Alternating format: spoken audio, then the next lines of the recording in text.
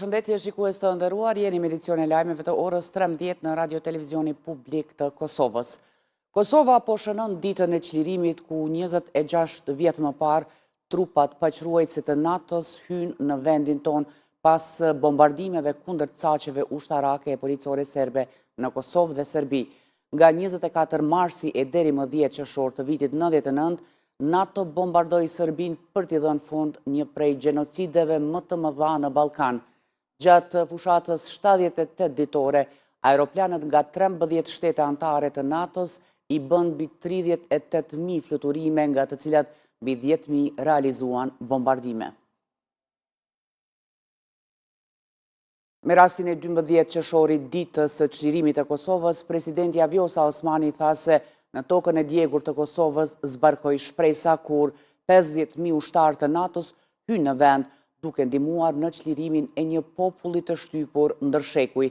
Ajo vlerësoi kontributin e ushtrisë çlirimtare të Kosovës dhe të NATO-s për kthimin e shpresës dhe të guximit në vend, duke theksuar se ata sollën dritë pas një errësire të gjatë. Presidenti theksoi se me gjithë përpjekjet për të rishkruar historinë, ajo mbetet e pandryshueshme. Edhe ambasada gjermane në Kosovë ka reaguar për këtë ditë, ku thotë se që nga shpallja e pavarësisë në vitin 2008, Kosova është bërë një histori suksesi, duke u rritur në qëndrueshmëri, zhvillim dhe njohje ndërkombëtare. Gjermania mbetet një nga partnerët më të ngushtë të Kosovës, duke mbështetur rrugën e saj drejt një të ardhmeje të qëndrueshme dhe të begatë. Ndërkohë, kryeministri në detyrë Albin Kurti me bashkëpunëtor kanë bërë homazhe tek varri i presidentit Ibrahim Rugova dhe veprimtarit Adem Demaçi, ku vlerësoi lart kontributin e tyre në çështjen e Kosovës.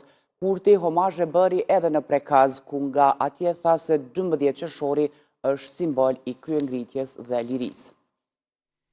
Sa herë që vije 12 qershori, rikthehemi në Prekaz, në këtë vend që paraqet kryeqytetin e kryengritjes sonë, në këtë vend të familjes së jashtëzakonshme Jashari, aq të jashtëzakonshme sa që të papërsëritshme, dhe të kryekomandantit Adem Jashari, kryekomandantit të ushtrisë çlirimtare të Kosovës, e cila ishte bartëse e procesit të lirisë që para 26 vjetëve u shoqërua edhe me ndërhyrjen e avionëve të NATO-s kundër Serbisë armike, agresore, pushtuese, okupatore dhe sidomos shoviniste antishqiptare.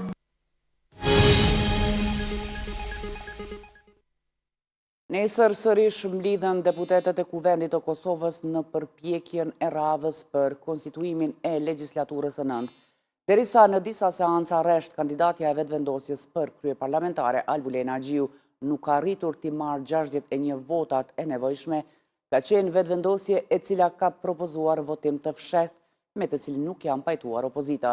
Ndërkohë, çdo përfundim të seancës, përfaqësuesit e partive politike po hedhin akuza ndaj njëra tjetrës për bllokim institucional. Kryetari i Lidhjes Demokratike të Kosovës, Lumir Abdigjiku, ka shpalosur planin 15 pikësh për qeverinë e unitetit kombëtar, për të cilin thotë se nuk ishte i fundi i blokadës dhe fillimi i stabilitetit nacional, i cili do të zgjaste deri në zgjedhjen e presidentit të ri të shtetit. Në një konferencë për medje, ai tha se duhet ta pranojnë se janë në krizë politike dhe legitimiteti. Duhet të pranojmë se jemi në krizë politike. Pra jemi në krizë politike, në krizë institucionale dhe në krizë legitimiteti. Në krizë politike, sepse s'ka as përpjekjen më të vogël nga askush të ndërtojë një shumicë parlamentare, që do të sjellte në institucione legjitime të Republikës Kosovës, dhe në krizë legitimiteti, sepse nuk kemi kuvend funksional, e për më tepër nuk kemi as qeveri legjitime. Qeveria e tanishme reflekton rezultatin e para 4 viteve, pra reflekton shumicën e para 4 viteve, jo shumicën e tanishme politike pas zgjedhjeve të fundit. E vërteta dy që duhet pranojmë është se nuk kemi shumicë. As një rapol, as një grupizim politik, si pas preferencave politike, nuk ka numra për të bërë shumicën. Dhe e treta, të pranojmë se kemi urgjencë. Pra, të kuptojmë mbare mirë se gjendemi në një gjendje të rëndë politike, të brendshme dhe të jashtme pa dallim, dhe në këtë urgjencë nuk mund të vazhdojmë të sillemi siç po sillemi deri tani, të shkojmë në seanca çdo 48 orë për të përfunduar në rezultatin e parapërcaktuar dhe vetëm gjë që ndryshon është numri rendor i seancave. Policia e Kosovës në bashkëpunim me prokurorin themelore në Prishtinë kanë zhvilluar në orët e mëngjesit një aksion në Ministrinë e Mjedisit, Planifikimit Hapësinor dhe Infrastrukturës. Nga policia deklaruan se janë duke kryer hetime ndaj disa personave në ndyshimet për keqpërdorim të detyrës zyrtare dhe se më vonë do të bëjnë publike informacione shtesë. E në gjykatën themelore në Prishtinë po vazhdon seanca gjyqësore në rastin Banjska. Në këtë gjykatë dëshmin e ka dhënë zyrtari policor Elez Peci. Ai ka treguar në detaje për momentin e shpërthimit në hyrje të Banjskës ku mbeti i vrarë rreshteri Afrim Bunjaku. Sipas tij, betonimi ishte aq i fortë sa ja kishte humbur balancën.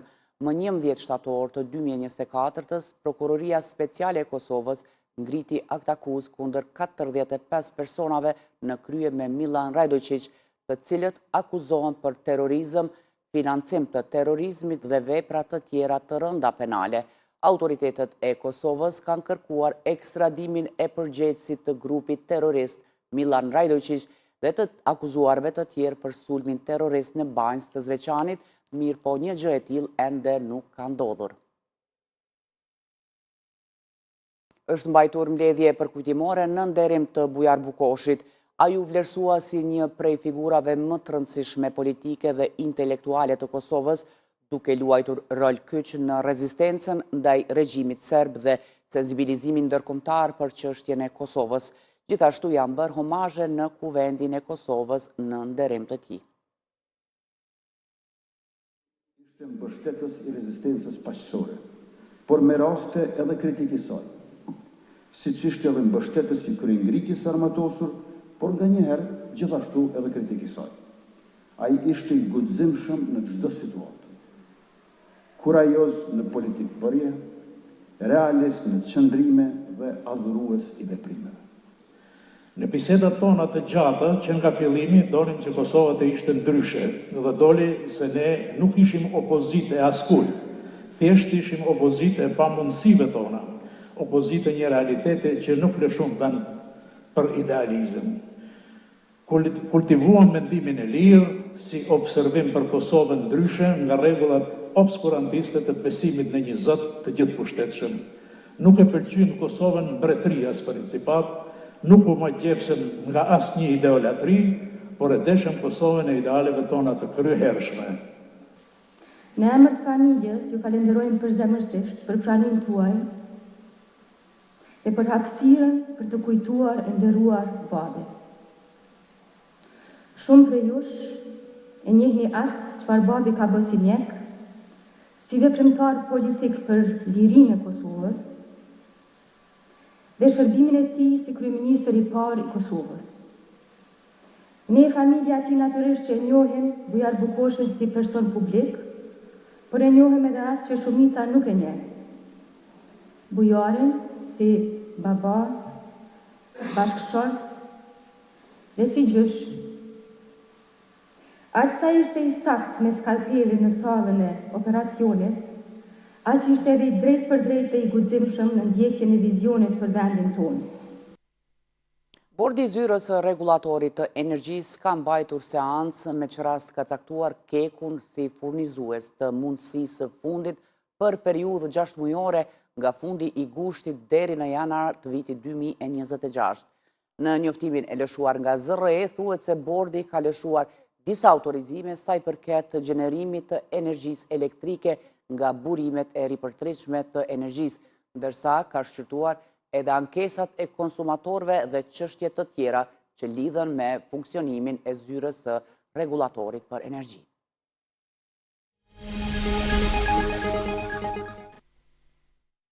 Një aeroplan me 242 persona është rrëzuar me njëherë pas ngritjes nga aeroporti në Ahmedabad të Indisë.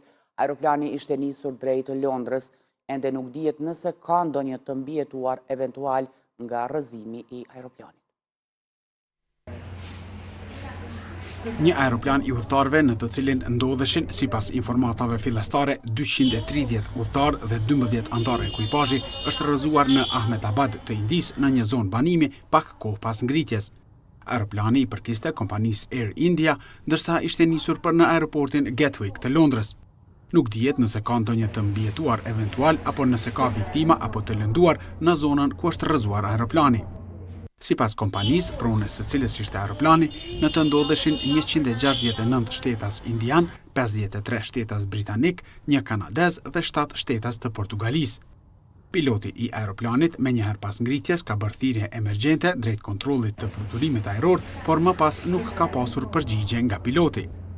Ekipet e zjarfikësve me njëherë kanë dalur në vendin e ngjarjes dhe po përpiqen t'i shuajnë flakët. Aeroplani ishte I modelit Boeing 787 VIZ-8 I njohur si Dreamliner. Nuk dihen shkaqet e rrëzimit të aeroplanit, mirë po raportohet se në momentin e rrëzimit moti ishte I kthjellët me një erë të lehtë që fryente rreth 6 km/h. Qytetarë amerikane kanë thënë se stafi jo helpsori ambasadës amerikane dhe personat në varësitë të tyre në Bagdad do të evakuohen nga Iraku për shkak të rreziqeve të larta të sigurisë si pasojë e rritjes së tensioneve me Iranin. Came out to exercise their constitutional right. Zyrtarët amerikanë nuk kanë thënë saktësisht se çfarë shkaktoi largimin e stafit, por u është thënë se Izraeli ishte gati të nisë një operacion në Iran, raportoi partneri amerikan I BBC-s CBS. Kjo ishte pjesë e arsyes pse disa amerikanëve ju këshillua të largoheshin nga rajoni, tha zyrtarët, duke shtuar se ata parashikonin që Irani mund të hakmerrejnë ndaj disa vendeve amerikane në Irak. Kjo vjen ndërsa bisedimet të ZBA-s mbi programin bërthamor të Iranit duket se kanë ngecur ditët e fundit. I dërguari I ZBA-s për lindjen e mesme, Steve Witkoff, ende planifikon të zhvillojë bisedime me Iranin në lidhje me programin e tij bërthamor të dielën, thanë zyrtarët për CBS. Trump përsëriti se SBA-t nuk donin që Irani të zhvillonte një armë bërthamore.